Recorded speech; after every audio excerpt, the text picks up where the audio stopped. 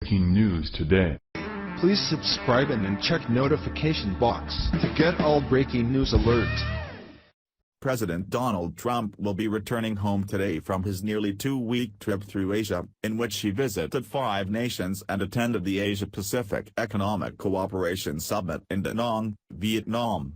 First Lady Melania Trump accompanied her husband for most of his journey, but she stayed behind in China to visit the Great Wall and see the world-renowned zoo. When she finally returned home to the White House earlier this week, a stunning offer from South Korea awaited her. While the First Lady served as her husband's loyal companion and diplomatic partner on the first 3 legs of his overseas trip, she stayed behind after the couple traveled to China. President Trump said that Melania would be staying behind in China to see the zoo and tour the Great Wall while he traveled to Vietnam. Then, Melania flew to Alaska to greet U.S. troops that are stationed there. The First Lady has since returned to the White House following her whirlwind journey throughout Asia, where accolades were bestowed upon her and the president, the likes of which we have never seen.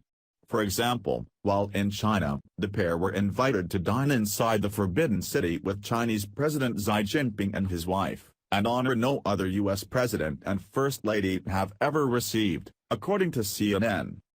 Indeed, it seems that Melania Trump made a big impression during her trip.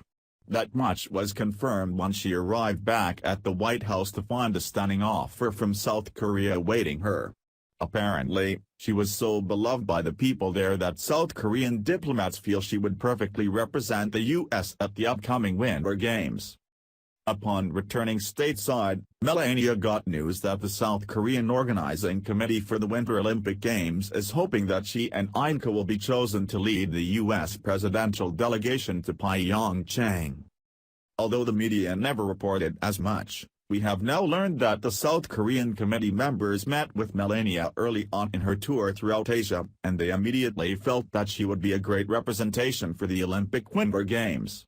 The president and CEO of the Pyeongchang Organizing Committee, Lee Hee-bom, is very hopeful that both the First Lady and First Daughter will be in attendance at the major worldwide event. "We want as many high-ranking officials as possible, as it would be very significant and very meaningful for us," remarked Lee Hee-bom. "It would be an honor for us to have the First Lady and the First Daughter, Ainka. Hopefully, they can participate. It would be very meaningful for us to have them," he added. Of course, it goes without saying that Melania's predecessor never made such a good impression on her own overseas trips.